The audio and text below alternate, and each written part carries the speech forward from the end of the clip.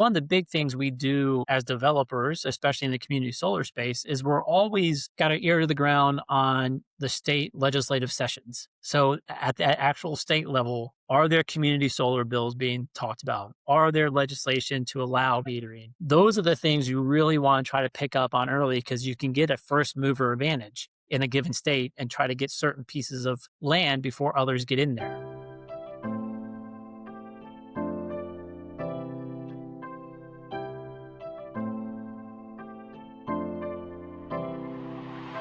Welcome to the Blue Ocean Solutions podcast, where we dive into real conversations with business owners, leaders, and innovators reshaping the future of clean tech, construction, and the renewable energy sector.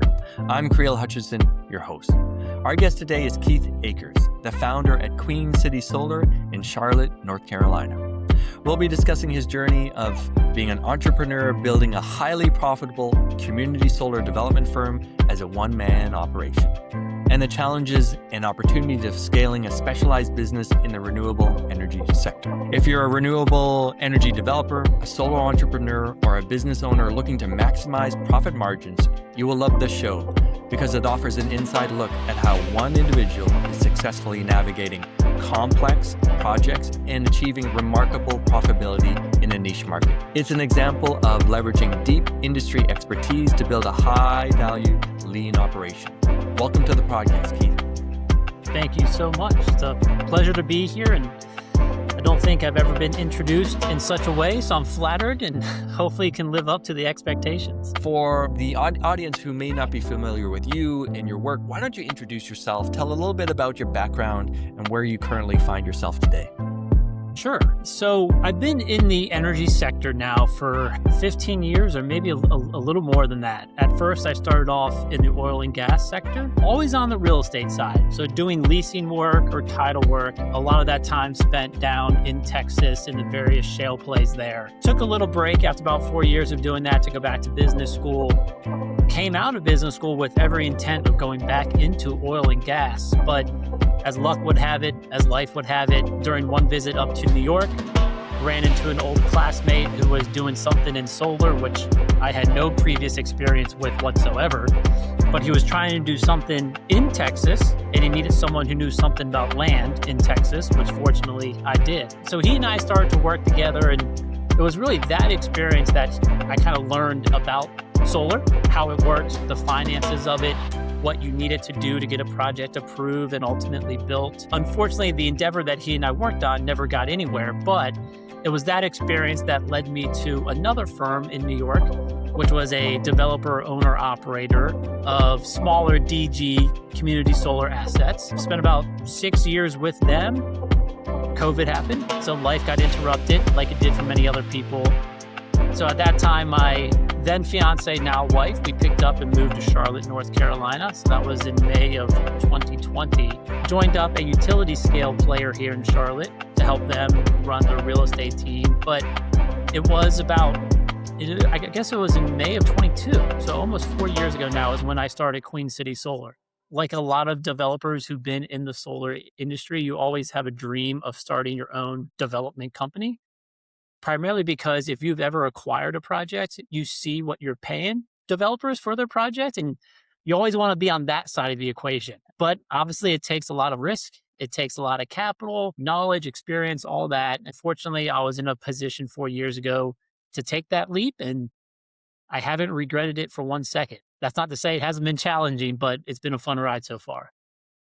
Fantastic. So really 10 plus years in solar itself, I'm sure you've seen dramatic changes in the industry. What's your perspective on when you got into it to where it is now? Yeah, I would say the fascinating thing when I got into it, I had thought that I was too late. I thought that I had missed the solar wave and that I would ride it out for a couple of years and then have to figure out something else to do.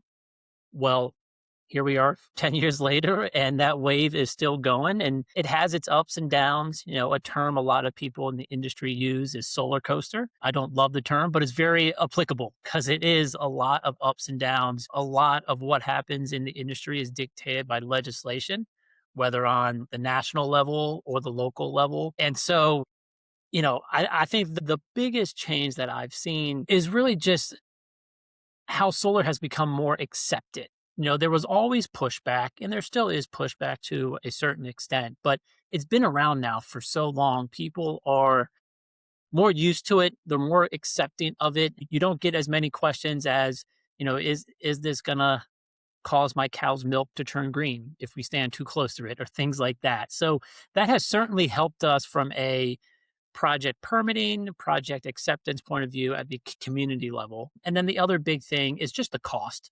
The cost of the systems have come down so much, where whether you're on the left side or the right side of the political spectrum, ultimately it comes down to dollars and cents. And these projects make money, and they save people money. So when it comes down to that, there is little political pushback against them, despite what you might see or hear in the news. At the end of the day, it comes down to dollars and cents, and these projects pencil much better than any other form of energy system.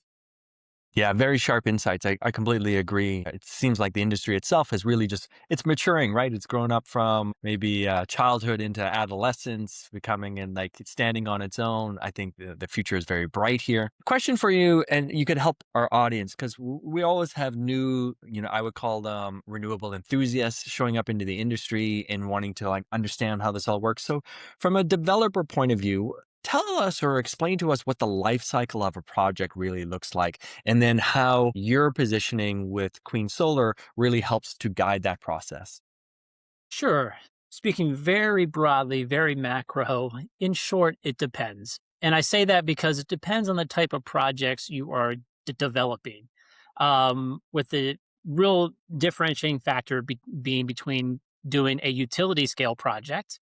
So the projects that are 50, 100, 500, 1,000 acres of land, that really interconnect into the high voltage transmission lines, versus doing the smaller DG projects, which focus on interconnecting to your distribution lines, or really the three-phase power lines you see driving down any street in your neighborhood. Because making a decision between one of those they have some similarities, but they are different in a lot of telling ways. My work, as I mentioned, has been spent in the DG space, so I'll focus on that for the time being. But given my experience in the utility space, I can talk about that as well. But in the DG space, and particularly in the community solar space where I operate it, a lot of our work is really dictated at the local or state level, primarily because we require state legislation to allow community solar to be built. Most people, when I tell them what I do, they say, "Oh, so you're doing a lot of work out in Arizona and in Texas and all the states out in the Southwest where there's a lot of sun." And unfortunately, that's not the case. Not a lot of those states have the legislation in place. So we can't just build a project where there's a lot of land. That's number one.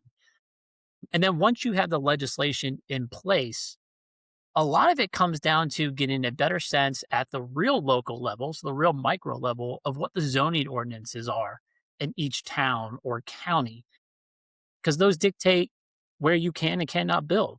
So again, you can't just put a project on an open piece of land because it's an open piece of land. You have to understand if it's even allowed by the zoning ordinances. So really dig into those types of documents. And then the other pillar of it, I would say, always comes down to the interconnection side. So just because you're by power lines or there's power lines nearby, again, it doesn't automatically mean that you can put power onto them.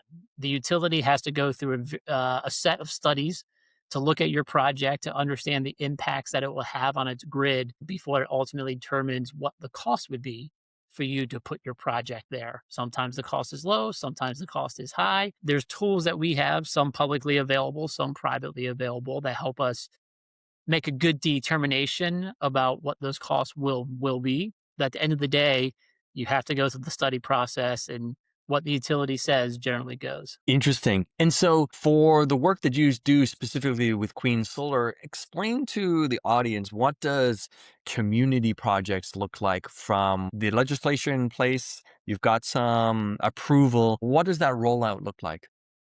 Yeah, so community solar projects, there's nothing unique about them from the actual infrastructure. There's no special component or anything that makes a community solar project different from a regular solar project. same solar panels, same racking, same inverters, transformers, etc. What makes them community solar is the legislation that's put in place in the states allows something called virtual or remote net metering. And essentially what this means is that a solar site in a given location that produces X amount of kilowatts or megawatt hours, you can actually credit those to a utility customer's account that's in the same service territory as where the project is built. So it allows kind of a transfer of either a bill credit, so an actual dollar amount, or kilowatt hours to therefore reduce that utility customer's bill. And that's where you get the community aspect of it because it brings in other utility customers who aren't necessarily adjacent to or next to the solar project, but it allows them to benefit from the project and the renewable energy that it produces. So that's the main difference between a community solar project and really your run-of-the-mill solar project. I love it. It makes a lot of sense. So, if I'm hearing you correctly, there's basically an incentive for community projects to have one of these in. It's going to offset their cost of their electricity, either directly with a bill reduction or with basically giving them power that they can then utilize. So, from that point of view, I would imagine most people are pretty excited about having one of these projects land close to them. What's the feedback from the human side? I'm smiling because you're right. You would think people would be excited about the opportunity to save money on their power bill. And again, this day and age with community solar projects, much of the state legislation mandates that those contracts that you sign with the utility customer, they cannot cost the customer anything. And the customer can have free cancellation whenever they want. So literally it is free money to the customer, which you very rarely see in this day and age of as something that's actually free. But I'm laughing because you would the number of community meetings that I've gone to, where you have people close to a solar project, 95% of the people who show up are against the project, who don't want it. And one of the things you hear time and time again is the argument always starts with, I want solar. I'm for solar. Solar's great, just not right here. Can you find somewhere else to put it? And unfortunately, if everyone has that argument, there's no place to put a solar project. So you are right that it has a lot of benefits and a lot of people realize those and they appreciate them, but you still have a good number of people who are against the project for their own reasons. And is it a visual like impact or because I find solar projects are not ugly looking. They are what they are, but they're not ugly. They take up significant amount of space, but that space is probably not being utilized and has been chosen for a particular reason. What is the Yeah. main driver of like not wanting it have it there? Sure, visual is definitely a big component of it. Now, fortunately, in many states, a lot of the legislation requires a solar project to have a visual screening buffer installed as part of the project's approval. So many solar companies are required to put up various trees or indigenous trees in the area to help calm that concern. A lot of the zoning ordinances have pretty significant setbacks as well from property lines, 100, 150 plus feet. Again, just to help with that visual component of it. I think another thing people are really concerned about are property values. Now, this is kind of an interesting one because if you go online and do a search for Google property value, you'll find studies commissioned by the solar industry, commissioned by those against the solar industry that can prove each other's points. Like you can commission a study to really get you to say anything if you look at the right data. So I'm not going to comment one way on the other on that, but I will say that is a concern that people have.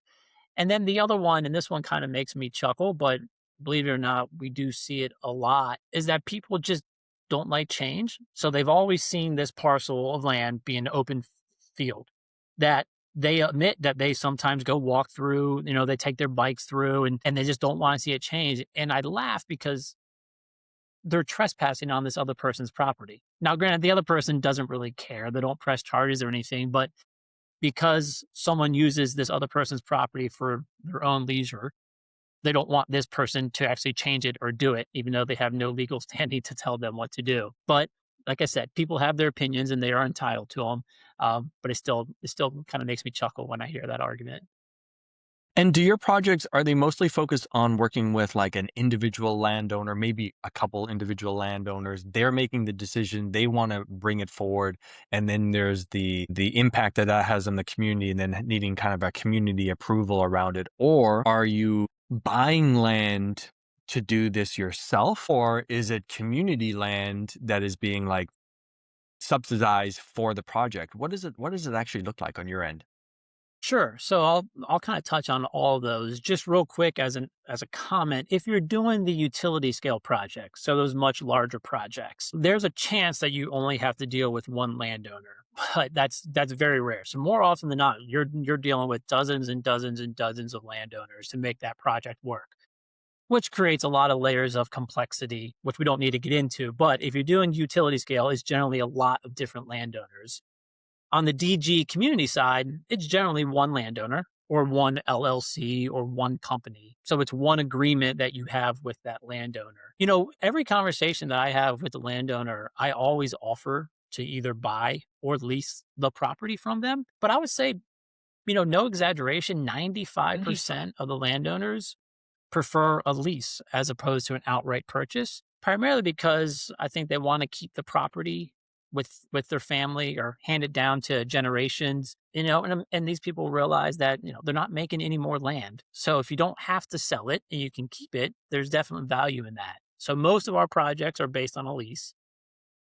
If you do a project on community owned land, so like a municipal landfill or some open plot of land that a muni owns, more often than not, it's a requirement that if the community wants to lease that property, it has to go through a proper RFP or request for proposal process. You can't really negotiate bilaterally with them without that public process going on. So let me ask you then about Queen City Solar.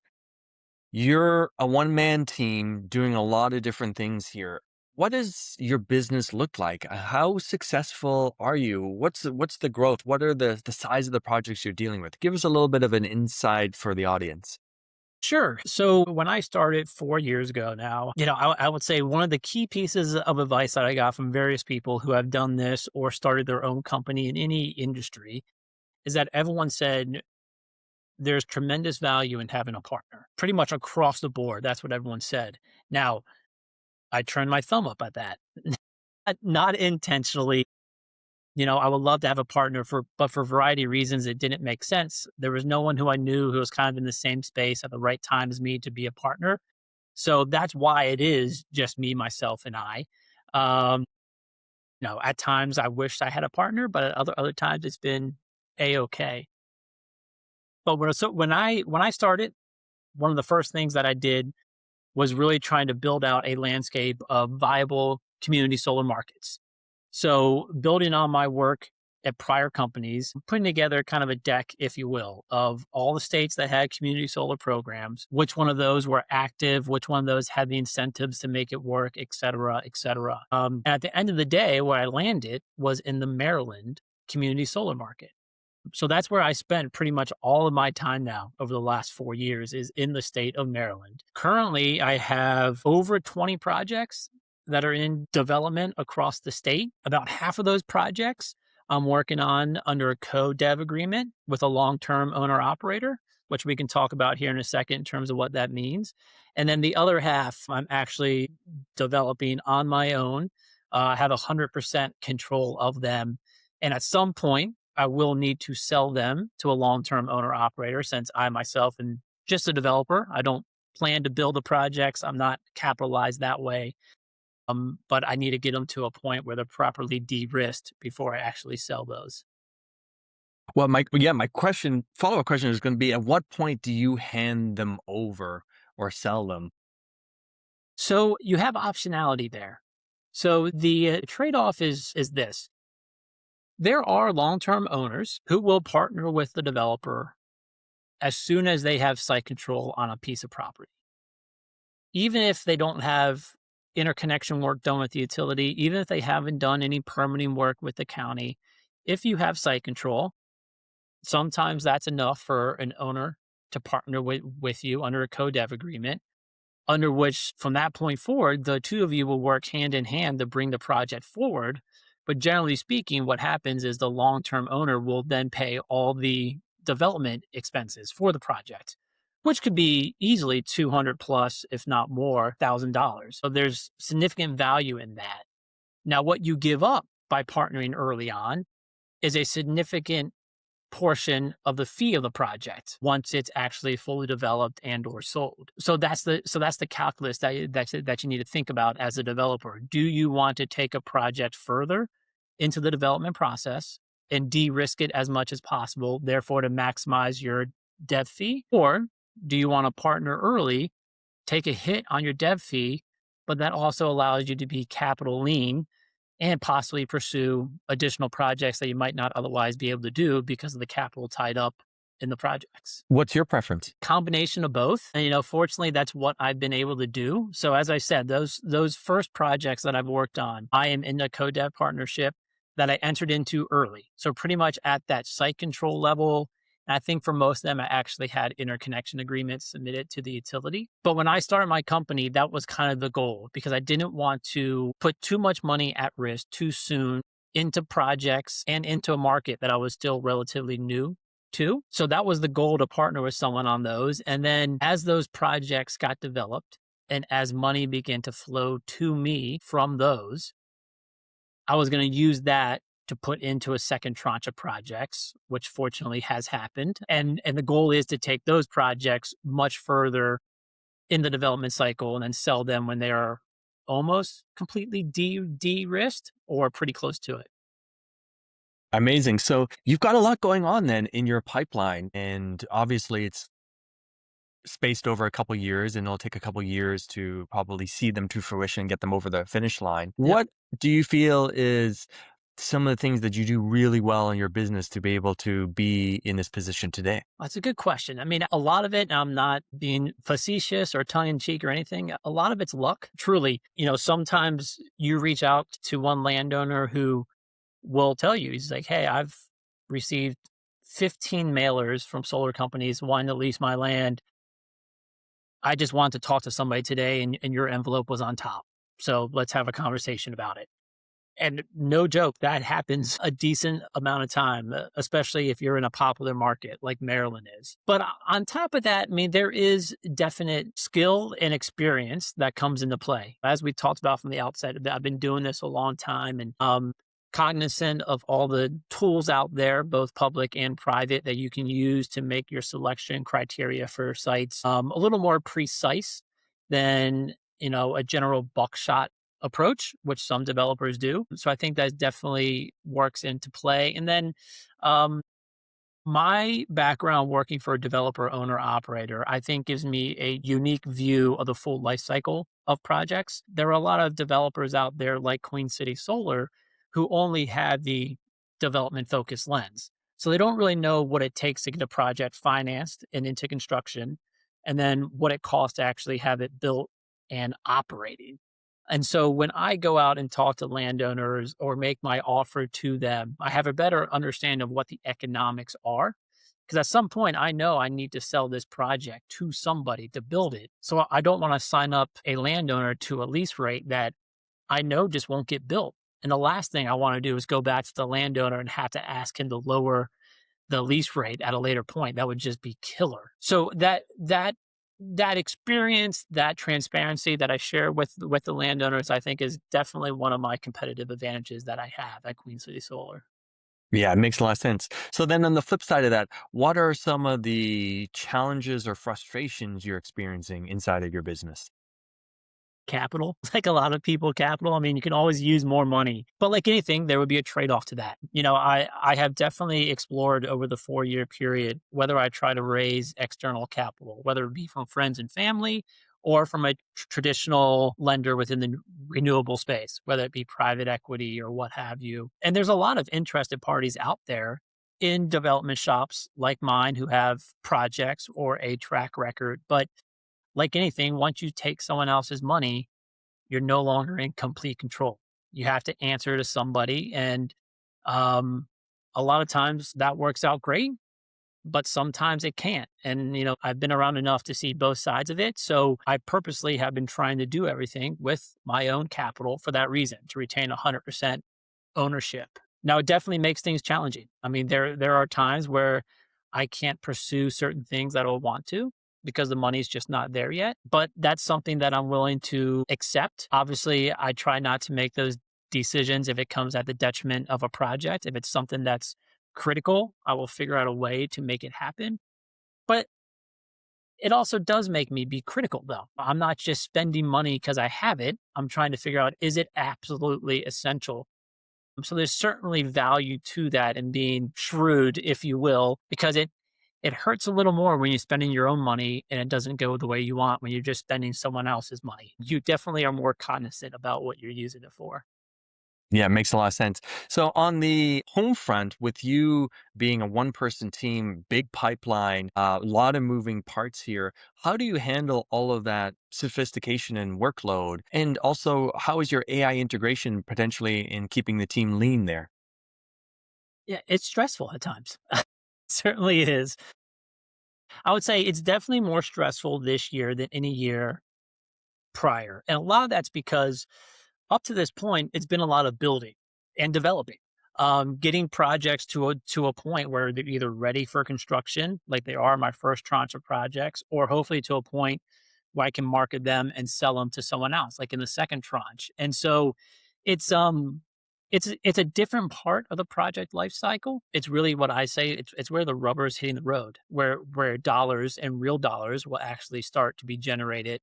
Um, as opposed to just being outflow. And again, building and understanding is going to take several years to get to this point. So it's very stressful from that part. And to your point, this is where I think it would be nice if I had an additional person or two in the company just to help to make sure everything's moving, but in both those tranches of projects, that nothing's slipping through the cracks. There's a lot of considerations that need to be made in the near future as it relates to the investment tax credit, which is going away. And if you're going to safe harbor equipment, if you're going to do it ourselves, or if we're going to work with a partner to do that, et cetera. So it's harder now than it ever has been to be by myself. But that's a reality, and there's nothing I can do about it right now in the moment.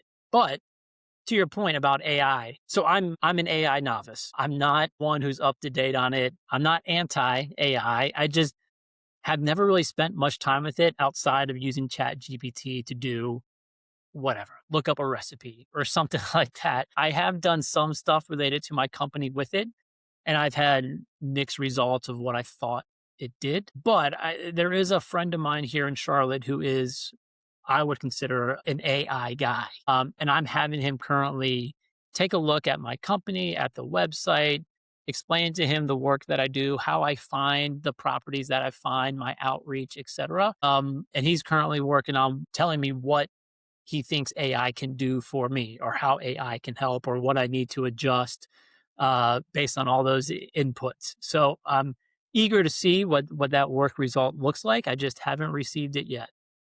Okay, it makes sense. One other question, because I think AI would really, for a one-man team, it's going to be, a real Yeah. mover for you to really, if you can't find the partner you're looking for, okay, your next go-to partner is going to be AI to really help you along in the process. But that would be my feeling around it. Secondly, regarding marketing and sales. So you got to go find customers, landowners, and then you also have to go find co-developers with you. What does your marketing, your outreach, your brand awareness all look like? Or is this very much like manual finding the landowners in the right geographical location, door knocking, phone calls, and then you've got a list of developers that you've already maybe vetted that you're just calling, kind of pitching them on different proposals?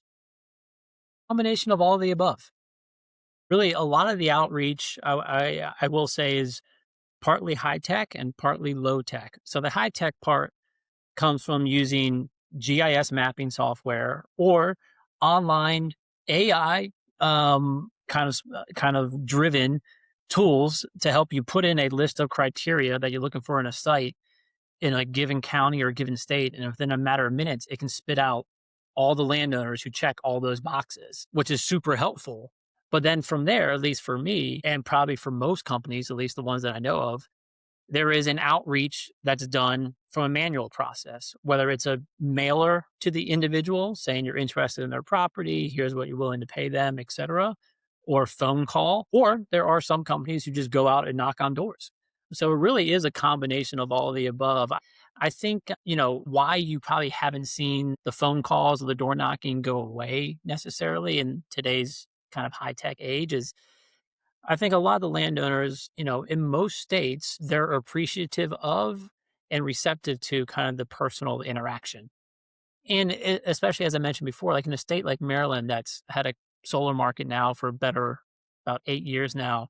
I mean, a lot of these landowners, as I said, have received dozens and dozens and dozens of mailers, um, to the point where I think they probably get tired of them. But they probably haven't received as many phone calls or people knocking on their door to have a conversation with them.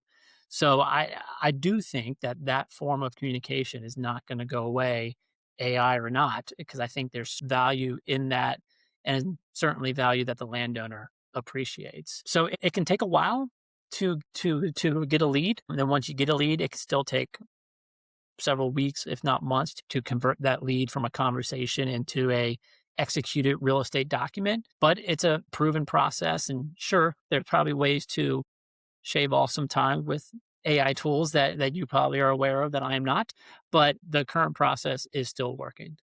Excellent. And then on the co-developer side, what's your proposal process there?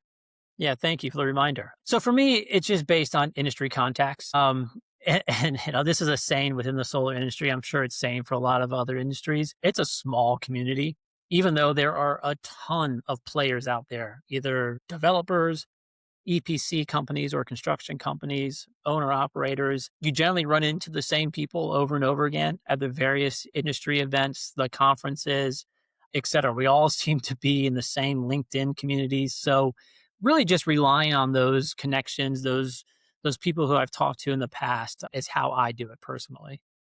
Great. From looking forward then what would growth look like or success look like in terms of growth over the next year or so? Do you want to continue to grow your pipeline, or with these 20 projects at different phases, are you feeling good where it's at, or do you want to continue to put new projects into the pipeline?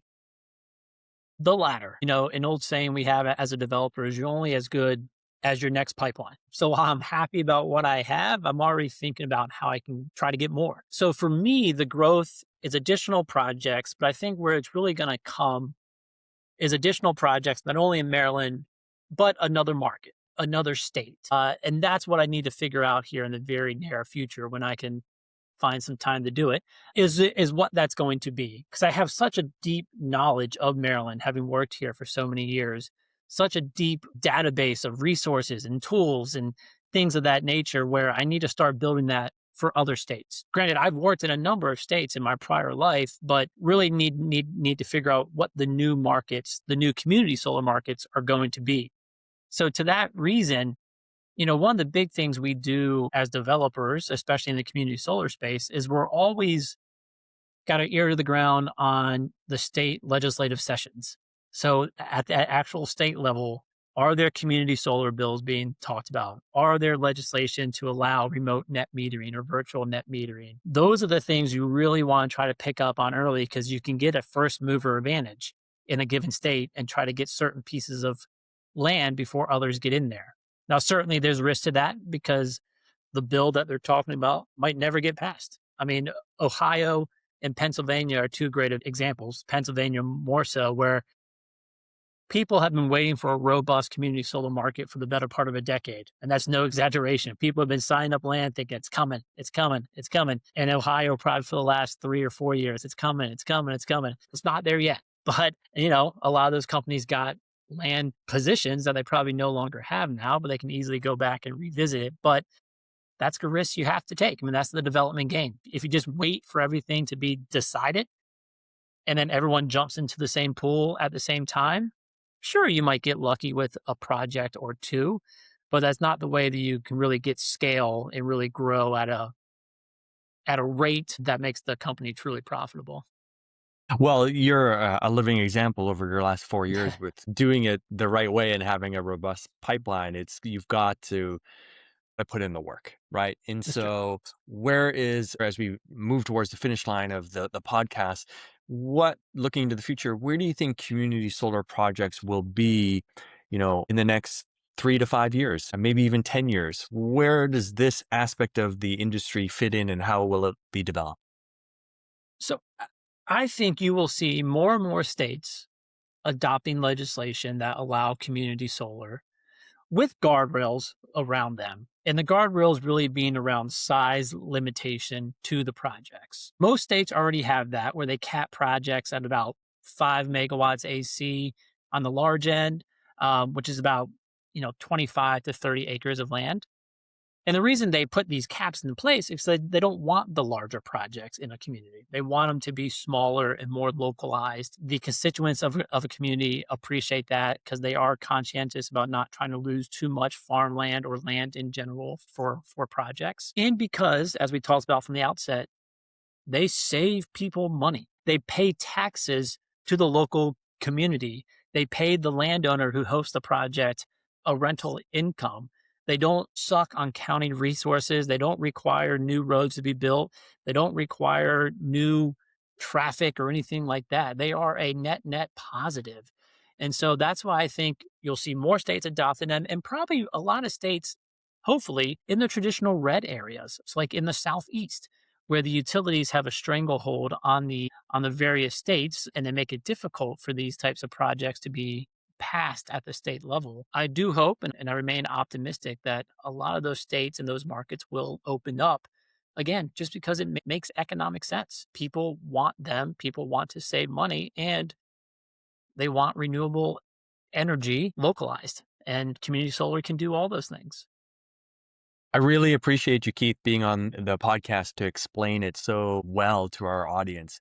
It does make a lot of sense. And I think the future is bright with it. Although I think in general, I'm biased and I think the entire Sure. industry looks very bright because from things that we touched on earlier, it's now making mathematical and financial sense. This is a viable option that checks a lot of boxes. So Yep. it's no longer a left versus right thing. This is a financial economic decision that has real value at many levels. So I think we'll see the industry grow. And as it does, your participation in it will be well appreciated, I'm sure, by local communities. I want to make sure that our audience has an opportunity to follow you and your work moving forward. Where's the best place for people to find you?